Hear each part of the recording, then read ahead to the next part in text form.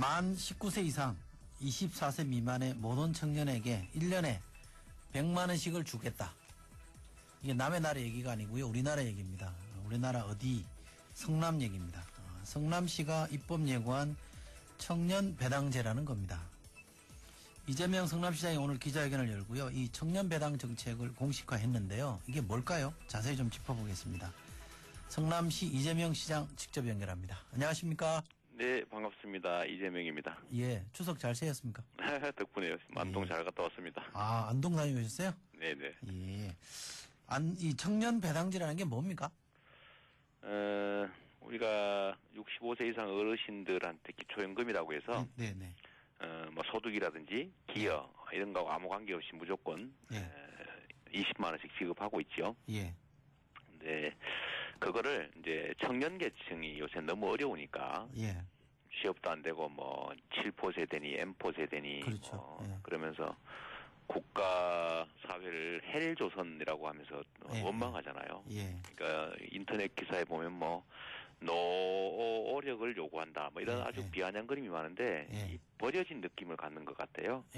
그래서 청년 세대들에게 좀 자기 역량 개발에도 좀 도움을 주고 또 국가가 또 우리 사회가 우리 청년들을 버리지 않고 있다는 관심 갖고 있다는 점도 표현할 겸해서 이 24세 이하 성남시에 3년 이상 거주한 사람들한테 많이는 못 주고 연간 100만 원 정도씩을 지급하려고 하고요. 내년부터 당장 시행을 해야 되니까 예산 상황 때문에 일단 24세에게 먼저 지급하고 순차적으로 좀 연령을 늘려가려고 합니다. 그러니까 24세부터 그러면 내려옵니까? 23세? 내려가는 거죠. 25세 이상은 이제 청년이 아니기 때문에 법률상. 네, 그 24세 이하만 할 수 있도록 돼 있어요, 법에. 1년에 100만 원, 분기별로 25만 원씩인데 돈으로 주는 건 아니라고요? 돈으로 주면 그야말로 그냥 딴 데다 쓰거나 효율적으로 사용될 수 있어서 극단적으로 저축할 수도 있고 그래서 저희가 지역에서 성남 지역의 세금으로 만든 거니까요. 성남 지역의 지역경제, 골목상권, 재래시장 이런 데도 좀 살릴 겸해서 지역 화폐로 주려고 합니다. 지역 내에서만 쓸 수 있게. 그리고 예를 들면 유흥업소 이런 데 못 쓰게 하고 그런 시스템을 만들어서 저희가 카드 형태로 전자화폐 형태로 지급하려고 합니다. 술은 먹고 싶어도 못 먹네요. 뭐 사다 먹거나 이런 건 가능하겠죠.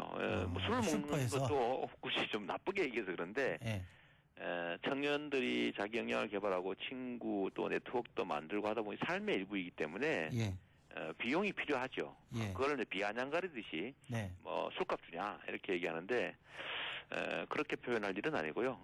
여하튼 청년이 자기 역량을 개발하는데 예를 들면 책도 사보고 토론도 하고 뭐 어디 짧은 여행이라도 좀 하고 할 수 있는 거를 저희 지원을 해주려는 겁니다. 어쨌든 술집에 가서 쓸 수는 없는 거군요.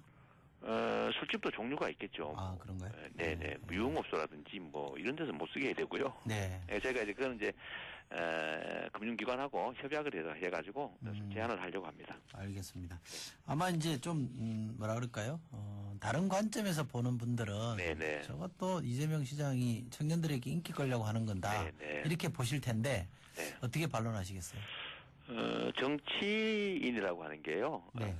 주권자들, 뭐, 좁게 하면 유권자들에게 인정을 받아야죠. 그 인기를 나쁜 방식으로, 뭐 해서는 안 될 일을, 하면서 인기를 얻으면 안 되겠지만, 살림 아껴서, 시민들에게 되돌려줘가지고, 살림 잘하는구나, 라고 인기를 얻는다면, 그건 아주, 권장해야 될 바람직한 일입니다. 근데, 우리, 이번 정책은, 저희가 무슨 빚을 내는 것도 아니고, 중앙정부에 손 벌린 것도 아니고, 또 세금을 뭐 증세한 것도 아니고, 있는 예산 철저하게 관리하고, 또 못 받는 세금 잘 또 받고, 또 쓸데없는데 낭비되는 예산 줄이고 해서 알뜰살뜰 살림해서 시민들한테 돌려주는데, 돌려주는 것들을 우리가 뭐 무상보육이나 또 무상교복, 또 예를 들면 뭐 의료 지원 이런 것들 많이 하고 있으니까, 새로운 영역에 청년들이 너무 어려우니까요. 청년들을 좀 지원하는 요 사업을 새로 시작하게 된 겁니다. 대상자가 몇 명이나 됩니까? 그러면 뭐 칭찬받아야 되는 거 아니겠어요? 대상자가 몇 명이나 됩니까?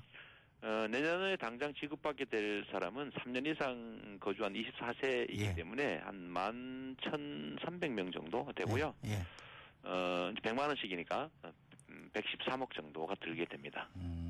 그 내년 예산은 그 정도 들어가는 거네요. 네네. 해마도 좀 예산 상황을 봐서 이제 계속 확대해 나가려고 하고. 예. 근데 이 6개 연령층이기 때문에 19부터 24까지 하면. 예. 예, 그러면 한 600에서 700억 정도가 들 수 있습니다. 이게 보면 상당히 많은 금액인데. 네. 지금 노인분들에게 지급하는 기초연금에 네. 대한 성남시 부담금이. 네. 한 500억 정도 됩니다. 500억. 박근혜 대통령께서 이제 공약하고 국가 사업으로 시작하면서 성남시 보고 일방적으로 내라고 통보해가지고 우리가 덤태기 쓴 게 500억 정도 되니까요. 예. 거기에 비하면 큰 돈이 아니죠. 이 기초연금 지급액이 성남시에서만 1,130억입니다. 청년 세대가 너무 어려우니까 절벽 같은 상황 아니겠습니까? 취업도 안 되고 결혼도 안 되고 뭐 앞날이 막막한데 여기에 예를 들어 우리가 선투자하는 개념으로 예를 들면 이제 어르신들은 이제 사회에 기여를 많이 했으니까 이제 후배당 일하기 어려우니까 좀 사회가 좀 배려해준다 이런 차원이고 청년 세대들이 결국 우리 기성 세대들을 결국 부양해야 되는데 이들의 역량을 강화하는 것은 우리 스스로를 위한 투자이기도 한 거죠. 그래서 선투자라고 봐야 된다. 저는 그렇게 생각합니다. 네, 누구나 다 예외 없이 줍니까?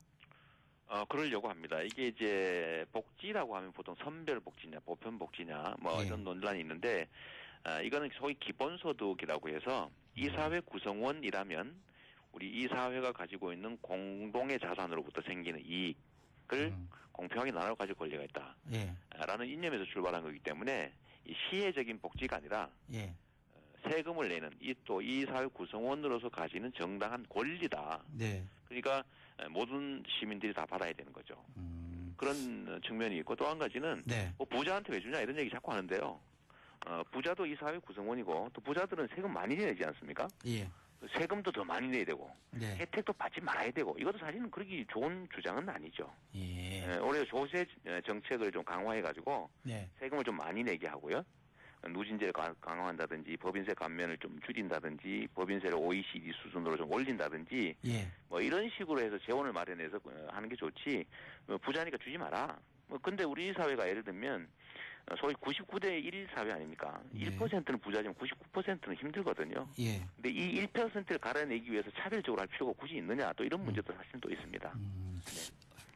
아마 이제 그런 문제 제기를 하시는 분들은 근데 이제 청년들 중에 만 24세 중에 취업한 사람들을 빼고 나머지 사람들을 주면 조금 더 범위를 넓힐 수 있지 않느냐 싶어서 아마 그러지 않을까요? 근데 그게 이제 선별적인 복지라고 하는 거죠. 또 이제 경제학적으로 하면 3도 가격 차별, 뭐 이렇게 다 사정을 살펴서 뭐 그렇게 하는 방법도 있지만 정책이라고 하는 건 그 정책의 기본 목표라고 하는 게 또 있거든요. 예를 들면 생계 지원을 목적으로 하면 소득에 따라서 좀 차별을 두는 게 맞죠. 근데 이거는 청년에 대한 이제 기초 복지, 우리 사회가 아까 말씀드린 것처럼 청년들을 내버려 두고 있지 않다. 헬 조선이 아니다. 라는 것을 보여주고 우리가 관심 갖고 있고 당신들도 우리 사회 구성원으로서 정당한 권리를 행사할 수 있다라는 걸 보여주기 위한 거고요. 이게 100만 원인데 연간 월 단위로 치면 8만 원 정도에 불과하잖아요. 겨우 책 사보고 버스비 좀 보태고 뭐 커피 한 잔 마시고 이런 수준에 불과해요. 이거를 그러면 넌 돈 많으니까 8만 원 받지 마라. 라고 하는 것도 사실은 좀 우습지요. 그러면 이런 반론도 가능할 것 같아요. 청년을 걱정을 많이 해주시는 건 좋은데 정부 차원에서 청년 실업 때문에 고민하고 있는 청년 희망 펀드는 왜 반대하냐고 물을 수 있지 않을까요? 저는 반대하지 않고요. 그게 뭐 할 수 있죠. 소위 자선하는 거 아닙니까? 기부해가지고 그걸 운영해서 뭐 어떤 청년들에게 혜택을 주겠다고 하는 건데 그거 자체가 나쁘다는 뜻이 아니고요. 그걸 정부 정책이라고 하면 안 된다는 거죠. 청년 정책이라고 하는 것은 국가가 국민의 세금을 걷어가지고 국민이 위임한 권한으로 해야 되는 의무거든요. 그러니까 청년 정책이라고 하는 건 세금으로 국가의 권한을 이용해서 좀 보장되는 안정적인 정책을 만들어야지. 이거 안 내면 그만이고 운영하다 안 해버리면 그만이고 이런 거는 정책이라고 할 수 없다. 그러니까 이거는 하는데 이거는 청년 대책이라고 할 수 없는 거니까 정부가 세금과 권한을 이용해서 정상적인 청년 대책을 좀 만들어라. 그리고 그중에 또 이것도 하나의 방법이고 전 세계적으로 대학생들 또는 청년들에게 많이 이런 정책을 하고 있거든요. 유럽 특히 많이 하고 있고요. 그러니까 이거 한번 정부가 받아들여 주라 이런 제안을 저희가 한 겁니다. 뭐 청년 뭐 펀드 하지 말라는 건 아니었어요. 그나저나 지난번에 무상 공공산후조리원 복지부가 안 된다 그랬잖아요. 안 된다는 아니고 정확하게 얘기하면 본인들 입장에서는 수용이 곤란하다. 그래서 지금은 사회보장위원회라고 하는 국무총리 산하위원회에 넘어가 있고요. 거기서 조정 중입니다. 아, 그래요? 조정 결정이 나면 저희가 이제 조정 결정에 따라야 하는 건 아니고 조정 결정을 반영하도록 돼 있습니다. 예. 이번에 조금 반영하려고 그러죠. 이번에 이것도 역시 그런 절차를 거쳐야 됩니다. 거쳐야 됩니다. 이건 뭐 지금 시민들에게 무슨 복지 혜택을 10,000원 올려주려고 해도 다 이런 절차를 거쳐야 되기 때문에 이것도 예외가 아닙니다. 예. 또 하나 약간 좀 다른 관점에서 질문 드리자면 그 한 600억 드는 돈으로 일자리 만드는 게 더 지속 가능한 대책이지 않을까 이런 그렇죠. 의견도 있겠죠. 청년에 대한 정책은 예를 들면 일자리를 만들고 역량을 강화하고 또는 교육 훈련 기회를 부여하고 또 결혼할 수 있는 상황을 만들어주고 뭐 이렇게 하는 여러 가지가 있는데 그중 일자리가 워낙 없으니까요. 일자리 대책을 하는 게 좋지 않냐라고 말씀하십니다. 일리가 있는데 문제는 정부가 지금까지 청년 일자리 만든다고 연간 조 단위로 예산을 투입하고 온갖 일을 하는데 실제로 성과가 없습니다. 성과가 있었다면 지금 상당 정도 해소가 됐어야 되는데 점점 나빠지고 있거든요. 일자리를 만든다고 하는 것은 예산을 들여서 어느 기업한테 취업 보조금 준다고 해결되는 게 아닙니다.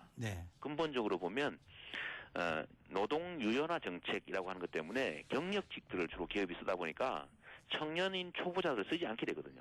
훈련하고 경력을 쌓고 능력을 기르는 기간 동안에 안 쓰고 바깥에서 막 고생하고 난 다음에 경력직을 뽑으면 되니까요. 이런 구조적인 문제하고 또 한 가지는 우리가 사회가 성장은 하는데 일자리가 안 늘어나는 방식이잖아요. 그러니까 기술 중심의 수출 대기업을 주로 지원하다 보니까 내수 중심의 중소기업들이 많이 어려워지고 고용을 많이 한 중소기업들이 어려우니까 고용이 안 늘어나는 거거든요. 그래서 일자리 문제는 이런 고용 정책이라든지 또는 산업 정책을 근본적으로 정부가 좀 재점검해서 해야 되는 거지 지방자치단체에서 일자리를 어떻게 만들겠습니까? 말로는 하지만 기회야 그렇다고 쓰레기 줍는 거 시킬 수는 없잖아요. 그래서 그런 방식은 중앙정부에서 좀 하고 우리 지방정부는 현대의 기업들이 요구하는 역량을 가진 청년으로 만들어내는 역량을 강화시킬 수 있는 일을 우리가 할 수 있는 거예요. 그래서 그 중에 하나가 이 청년들의 역량을 강화할 수 있도록 일정 기간에 아주 적게나마 알바 안 해도 되게 최소한의 예를 들면 뭐 경력을 쌓을 수 있는 기회를 가질 수 있게 해주는 게 저희가 할 수 있는 일이거든요. 그래서 일자리 하니까 일자리 안 하고 뭐 하나 이렇게 말하지만 사실 구체적으로 들어가면 방법이 없어요. 알겠습니다. 짧게 끝질문 하나 드리겠습니다. 4929님이요. 24세면 대학생이 많고 정작 취업 대상자는 20대 후반일 것 같은데 취지는 좋지만 효과가 좀 의심된다 그러셨거든요. 이게 왜 그러냐면 이게 조례로 만들어서 지방자 정부가 하는 것도 법률상 제한이 있어요. 그래서 우리 법률상 청소년 기본법에 24세 이하만 이런 정책을 만들어서 할 수 있게 됐습니다. 그래서 24세가 최고 고령이에요. 쉽게 말하면 청소년 중에서. 그런데 우리 입장에서는 19세를 해버리면 지나간 사람은 기회가 없잖아요. 그러니까 뭐라 그럴까 길목을 지키는 것처럼 최고령부터 해서 밑으로 내려가면 혜택을 받는 사람이 좀 많아지겠죠. 그래서 24세부터 하게 된 겁니다. 법의 제약이 그렇게 해서 24세부터 한다 이 말씀이군요. 알겠습니다. 아무쪼록 좀 성과 있으면 좋겠습니다. 오늘 말씀 고맙습니다. 네, 감사합니다. 지금까지 성남시 이재명 시장이었습니다.